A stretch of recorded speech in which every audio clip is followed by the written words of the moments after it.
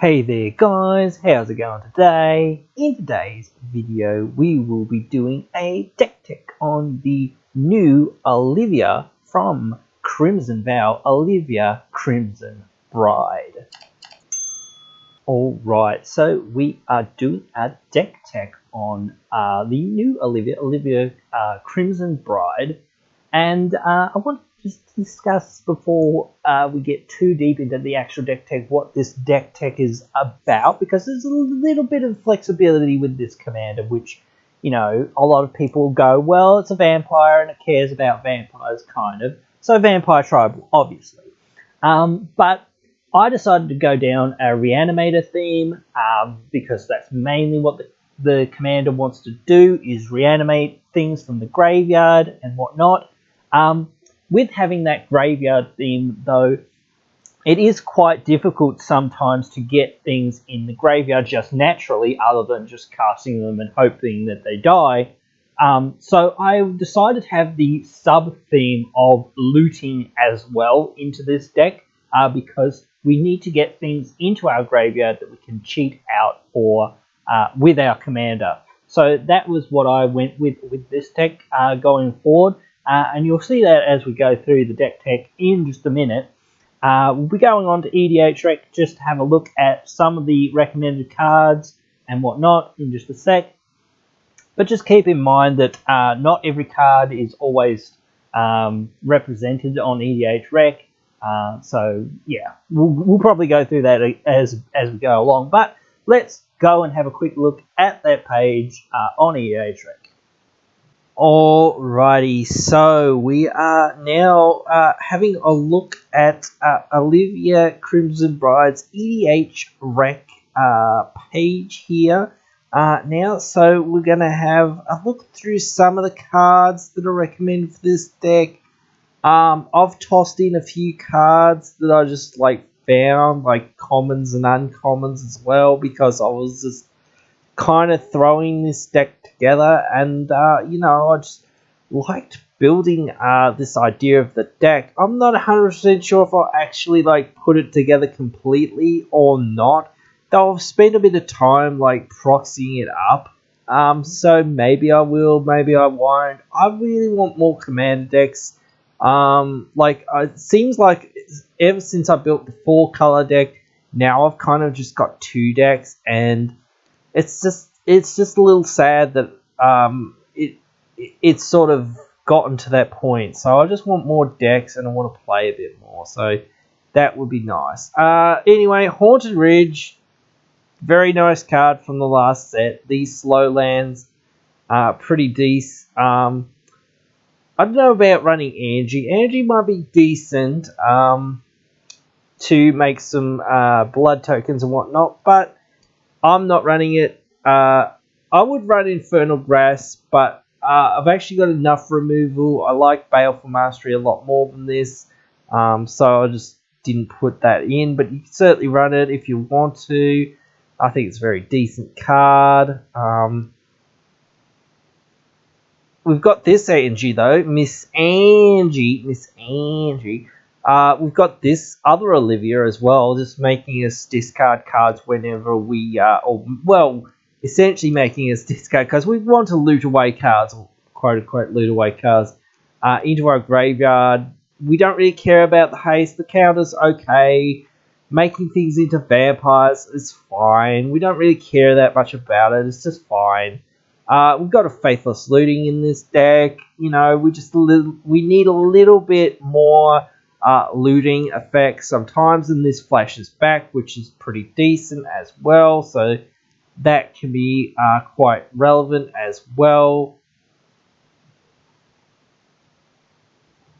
I don't like Thrill of Possibilities or Cathartic Reunion as much because they don't flash back, so I find that using them is a little bit lackluster when you can't use them in the graveyard as well, because sometimes you just need to be able to have that extra sort of card advantage as well. I've got Talisman in here, the Talisman of Indulgence and the Chaos Warp, of course. Just need that extra ramp as well. So, but you can find other ramp cards, but this one's just so good. Felwar Stone, I got that in here. Felwar Stone's really good. Blasphemous Act. You need a Wrath. Like, we need Wraths, and this is one of the better Wraths. Actually, I was thinking about this the other day. What if they made a Black Wrath that's basically Blasphemous Act, but instead of dealing 13 damage to everything, it gives everything neg 13, neg 13. Comment down below whether you want to see that. I think that that's actually a pretty decent card design. I don't think it's too bad. I don't think it's too OP. Just make it the same CMC as like Blasphemous Act. And what's the new white one that basically does the same thing? I can't remember its name off the top of my head right now, but Vanquish the Horde. Vanquish the Horde. Yeah, like, have one for each of these. Like, have a black one as well, now that you're trying to look like you're making a cycle of them or whatever.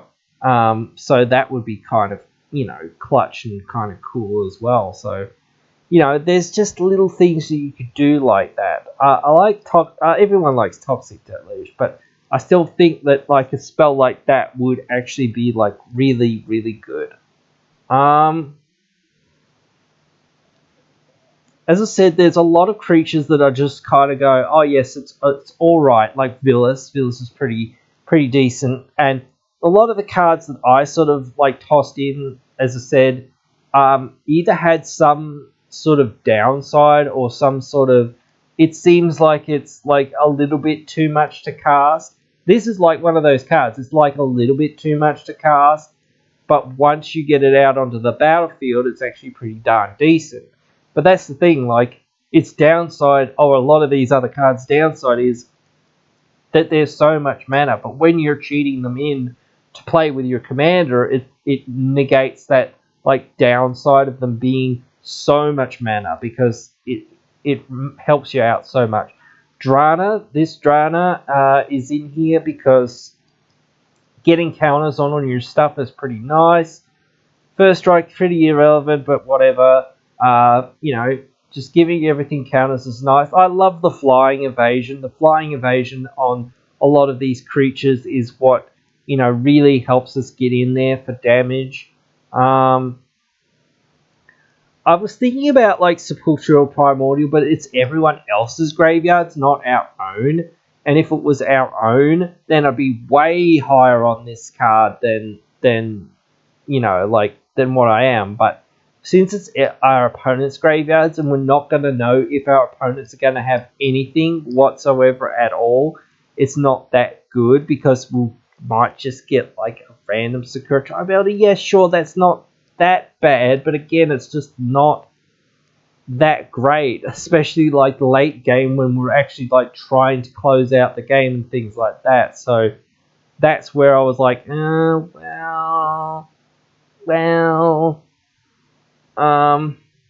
was going to think about putting Massacre Worm in here, but I was just like, actually, it doesn't do that much because it has no evasion, and that's the problem with like this. It's just like, you need Menace, Mr. Massacre Worm, or something, because you just can't really get in there. You're just a 6/5 that gets chumped all the time.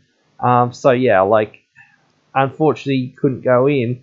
I know some people are building this like vampire tribal synergy, but I'm just like focused on the graveyard stuff. So I've got like Nehab, I've got this Nehab, and I've got the other Nehab. This one discards cards, the other one just makes mana. This one also makes mana, but it makes mana by discarding cards or by hitting and discarding cards. I like to have the control of like knowing what I'm going to put into the graveyard, because to me that makes like the deck building a lot easier. Like cards like Suture Supplier aren't that good to me. I find it just mills lands or mills mana rocks or things that I actually need. So I want to always have control of what I'm actually putting in the graveyard and what I'm keeping in hand. I don't want to just add, like random cards and not know what I'm doing. Also, like these cards that make you discard your entire hand, I don't really like, because it's like, well, I want to have certain cards in my hand, and I don't want to just like get rid of my hand. Like, it hurts me as well, so I don't just want those things. I want to, again, have more control so that I know what I'm doing. Noxious Gearhulk, decent. Again, it's overcosted for what it really does. But again, when you cheat it into play with your commander, that cost gets negated quite a bit. Noclopris region, really good. Giving us a whole bunch of counters for a whole bunch of whatever damage we deal, which will mean we double our damage every single turn, which will spiral out of control really quickly. It is a lot of mana, but as I say, when you're cheating these things in and whatnot, it gets around these bad downsides and things like that. Otherwise, it wouldn't be that good. Like, just in this deck, it's pretty darn good because you just get these creatures essentially for free along with your commander. Cavalier of Flame, pretty good as well. Helps us, discard cards. Helps us draw some cards. Morag, really good. Lets us take an extra combat, which is, really useful. Even though it doesn't have any really good evasion, that is a concern. And it would normally be like, well, I don't really want to put it in because it doesn't have any evasion. But, it doesn't need to have evasion because we just need to get another combat sometimes. We've got a few of these extra combat cards as well, and I know that they're not actually here on the list as well, so it is interesting to see what's on this list sometimes and what not on this list. But there's a lot of good cards that aren't on the list that go into this deck really well. Kurter, mostly when you're going to play this from a hand just normally, but it's not too bad to cheat it in, quote unquote, if you need to get that turn off. And it can be really good because you just go shields down anyway that turn, and then just be like, okay, cool, well, no one can attack me anyway, so it doesn't really matter after that. So long as I don't get attacked and whatnot, if this thing dies, well, it dies, goes to the graveyard, I'll bring it back out again, so it doesn't really matter that much. Actually, I've got the other Rakdos, that if you can't cast him unless you've dealt damage, but he makes a whole bunch of mana for you, colorless mana for you, or your spells are cheaper, equal to the damage, whatever, blah, blah, blah. So that one's in here as well. I've got the Dethroned Dragon that, whenever you hit the player with the most life, you get an extra combat. That one's really good. I can't remember its name right now. Scourge of the Throne, actually. I just remembered it. This was just saying. So there you go. I'm not going to go too deep into too many instant and sorceries and whatnot, but I'll just skim through fairly quickly. Valakut Awakening's pretty darn good. It's an MDFC, so it's a land as well, which is pretty decent. It's a self-wheel, and I don't really like wheels, but at least this wheel puts the cards on the bottom of your deck, so they're not just gone. But sometimes we do want to discard cards into our graveyard in this deck. But again, you're still trying to draw out of lands, essentially, mostly. If you've got a whole bunch of lands or a whole bunch of spells that aren't really doing anything for you, you just fire this off and get a whole bunch more new spells. I actually was thinking about putting a Braid in this deck because I was just I need a way to destroy an artifact and then something that does maybe something a little bit more than that. So I was thinking about a Braid, but I'm not sure how good a Braid actually is in regular EDH. I think it's pretty good in CDH, or it was good in CDH, whatnot, once upon a time. But yeah, I don't know how good it is anymore. I don't know. I don't know anything about any of that stuff. All I know is that I was thinking about it, and it's a possibility that I could put it in. I just don't know. I did want an artifact destroy spell, and I didn't really have one. I'd like to put in Vanderblast, so I was thinking about that too, but I haven't actually put one in, but I haven't figured out exactly what I'm going to take out yet, but we'll have to figure that out. What else is in here? I don't really run many tutors. I don't really like tutoring. That's just my way of playing, and people will like look at me weirdly and be like, What are you doing?" Things like that. As I said, I love Baleful Mastery. Baleful Mastery is really good. I think it's so underrated, and should be in way more decks than what it's in. I actually got this new one, which is basically a Faithless Looting style effect, but it's a lot more mana, but it is instant speed. So that is pretty decent. Again, just discarding more cards to draw more cards is really nice, especially at instant speed. Jessica's Will, really good. Of course, everyone knows how good this card is because it's over 20 something bucks. 27 bucks. Jeez. I maybe should sell one of mine. As I said, maybe I should get Vandal Blast, but it's just a board wipe for artifacts, or my opponent's board wipes anyway. And the thing is, it's like often that there's only one or two really bad artifacts on the field. So I don't know. It's so hard to like go just like, yeah, sure, that's the best thing to do. I'd love Living Death. I'd love a Living Death in here. Living Death is great. We can do all sorts of shenanigans with Living Death and get back our entire graveyard, things like that. We can wipe our opponent's board and make people sad and things like that. And then we'll be in a really good position to win. So yeah, that can be really good. But I wish I maybe had a Living Death, but I don't have one.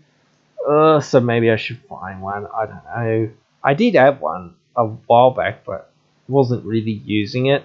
I see it's funny that people are using these Seize the Day style effects, Relentless Assault style effects in this deck, but they aren't using a lot of the creatures in this deck that actually get you extra combats, which is weird to me. So I don't understand that, but yeah, like the ones that are on creatures, I was like, yeah, this, especially like the big beating creatures, I was like, oh yeah, this goes in this deck easily because it's just like, oh my god, I smash face and I take an extra combat. That's exactly what this deck wants to do, or exactly what I think this deck wants to do.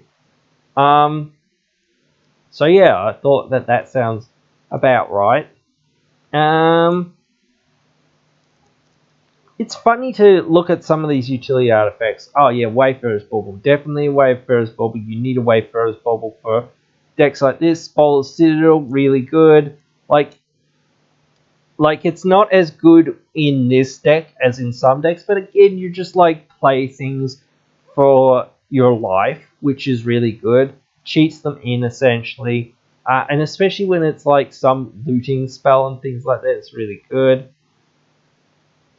I wouldn't mind a Sword of the Anime in this actually either, but again, it's like, well, what am I going to take out? So I don't know. Maybe later, at some point.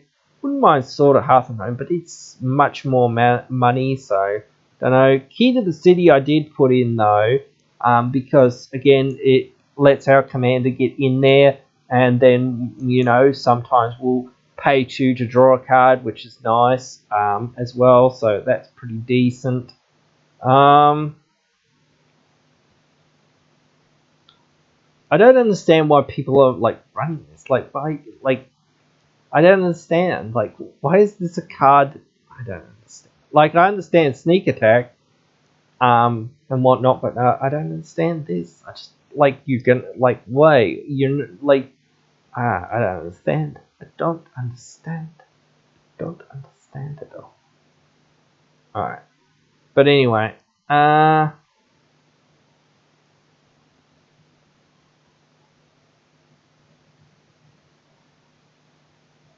what else? No Planeswalkers. It's interesting to see the utility lands too, but you mostly just see Cabal Coffers. I'm not running that, of course, but I wish I was had a Cabal Coffers and sell it. Get some money, man. I'd love some more money for more deck stuff and whatnot. But yeah, no, not running that. Like, I'm not fully committed to making our commander unblockable and things like that, so I'm not too worried about it. If it happens and it has another upside, I was running it. But I'm not running things like Rose Passage. I'm just like, well, it's got flying, that's good enough evasion. So don't worry about it for the most part.